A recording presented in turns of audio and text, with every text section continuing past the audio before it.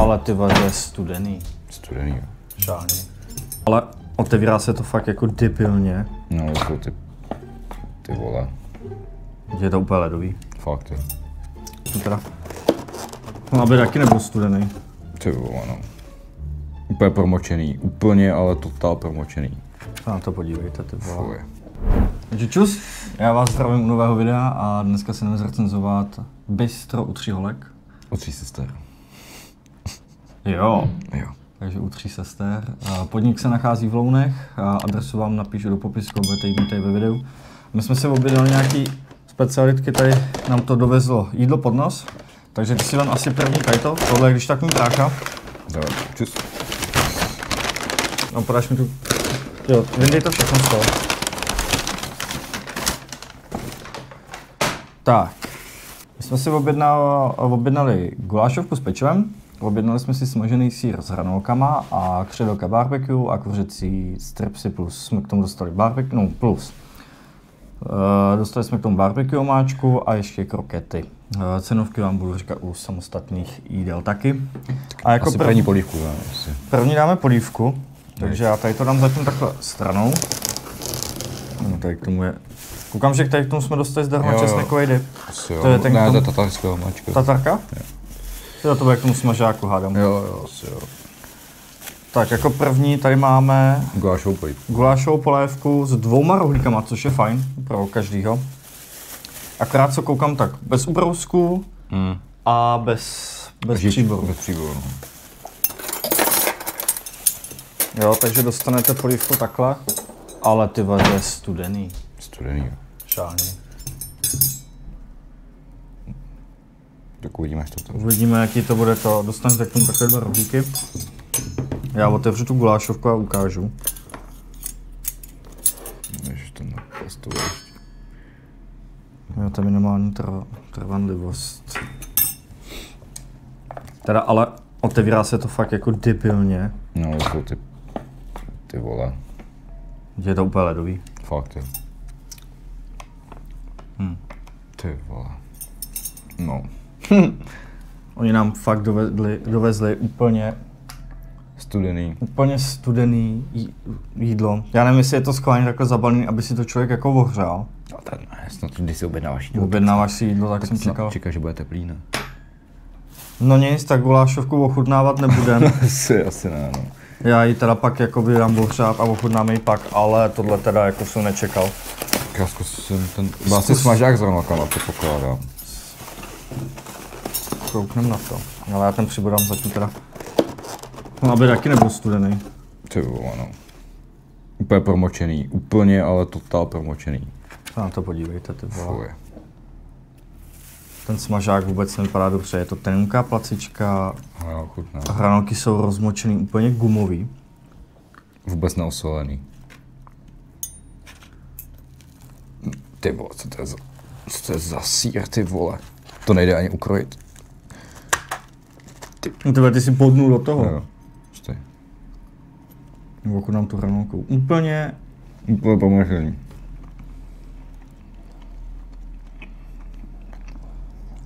typický hranolky mražený, který seženete v jakýmkoliv obchodě. Sýr hrozně tvrdý, ale hrozně. Ok, chutnám. Divnej, tvrdý jak beton, ty pičo. Ty vole, to je úplně stuhlý. No, úplně stuhlý. Ale úplně. Já vám to pak následně ještě ukážu normálně. Jako, to jsem vůbec nedal. Fakt jako hrozně tvrdý. Veď. Holek úplně promočený, úplně jako neosolený. Aby jsme byli přesnější.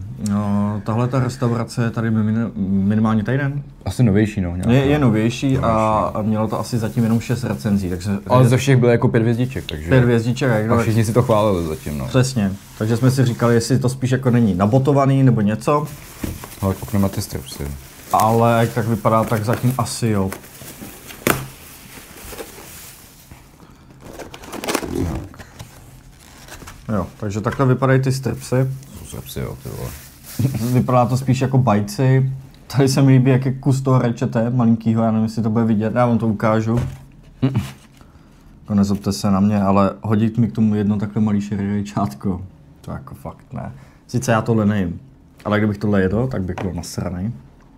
Jo, tak pardon, tak omlouvám se. Tady jsou tady dvě, no. Jsou tady ještě. To je vlastně jedno, no.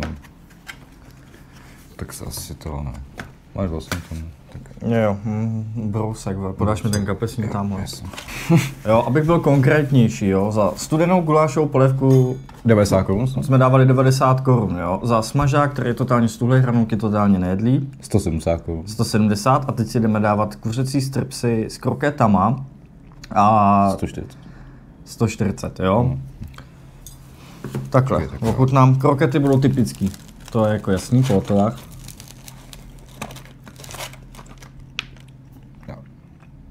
Já ani do toho nechci kousat upřímně. Koukej na to, vole. Jo, byste to viděli, jo. Jak to vypadá ten kuřecí strips. Je to, jaký to je? Nevím.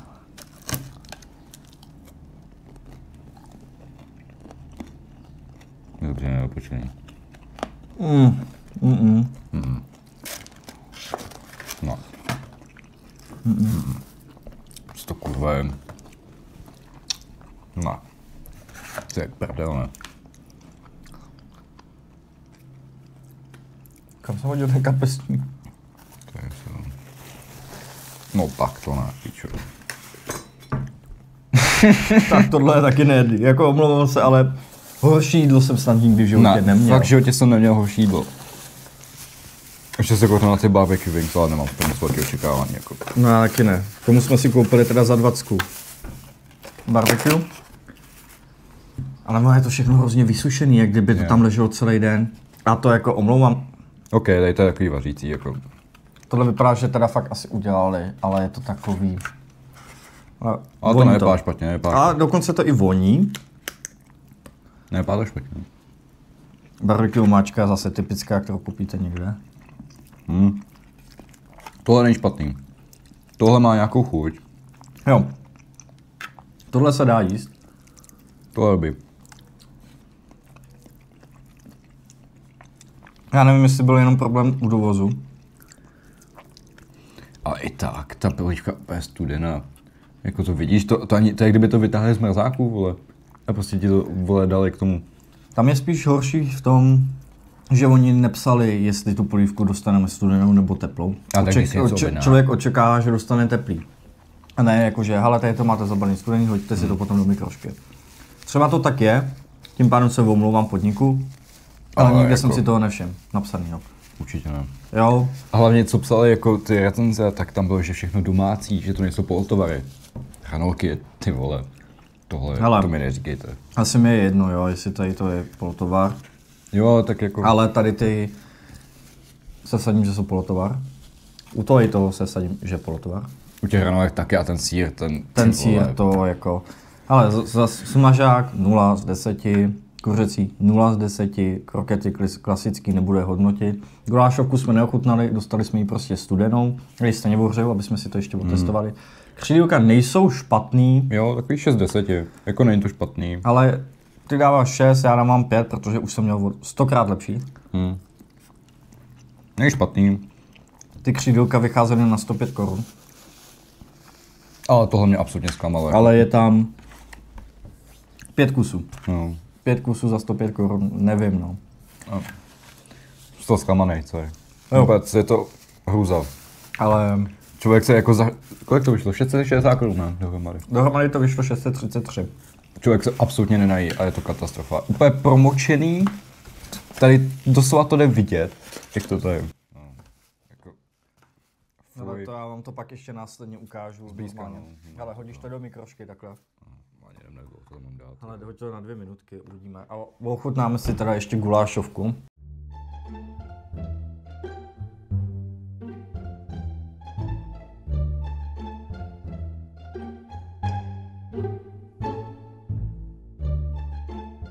Ani nechci jíst, no. Ale ještě vám tady ochutnáme tu tatarku, kterou jsme k tomu dostali. Já si myslím, že ani ta nebude domácí. To nebude domácí, to nebude domácí. Ne, ono to vyteklo. Ty, to je horší a horší mi přijde, no. Kámo, víš, jak chutná ta tatarka? Jako taková tatarka 100 pytlíčku za 5 nebo 8 korun.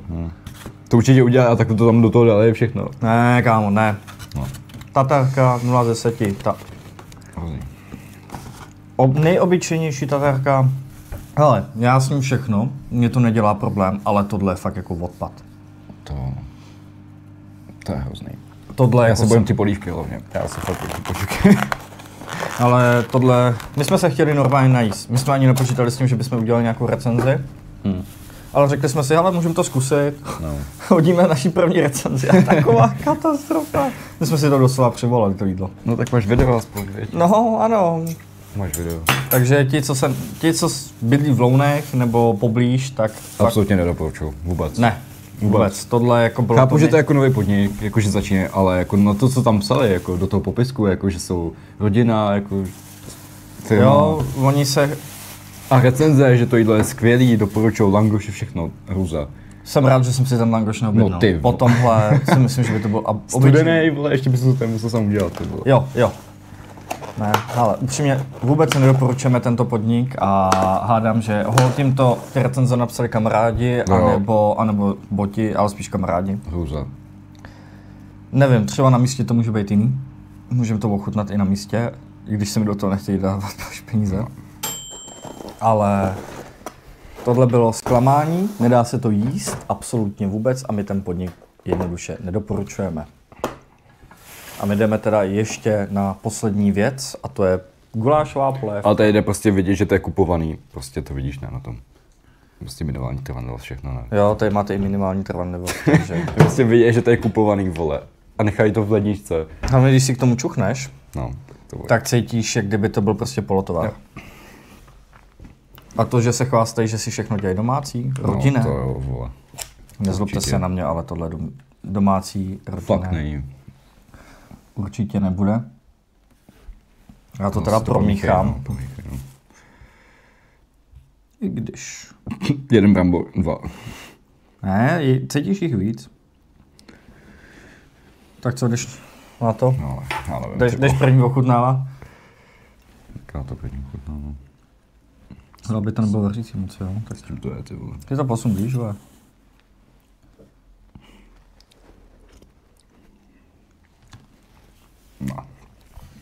Ne, fuj, to je tak. To není vůbec osolaný, je to úplně bez chuti. To nemá žádnou chuť. To nemá žádnou chuť doslova. No. Nezlobte se na mě. Za 660 korun tohle je absolutní katastrofa, jako ty vole. Tohle je taková ta typická gulášovka v prášku za 20 korun. Jo. Takový to, jak si koupíte a uděláte to v tom velkém hrnci, nasypete si to tam a jenom... Ne, tohle není dobrý. Fuj. Hele, celkovýmu podniku bych dal kolik? 1 z 10 za ty... Za co? No za ty kuřecí ty... Jenom, že to bych se že je taky polotovar. Nezlobte se na mě, ale tohle je 0 z 10 a tenhle ten podnik absolutně vůbec nedoporučujem. Ale jakože absolutně. Vůbec. Je to hrozný. A najíte se mnohokrát lépe v jiných restauracích. Ty rohlíky vypadají... Ty jediný rohlíky jsou nejlepší na tom, protože jsou ty žatecký, ty výborný. To je vše. To je všechno. Je to tak jo, já děkuji, že jste viděli tohle video. Jo. My jsme se teda najedli, doufám, že vy jste se najedli. A nezapomeňte odebírat, dát like, sdílet tohle video, napsat něco do komentářů. Třeba i jestli jste byli v té restauraci, jestli jste to ochutnávali a dát nám vědět, jak vám tam chutnalo. Za nás prostě nedoporučujeme. Vůbec.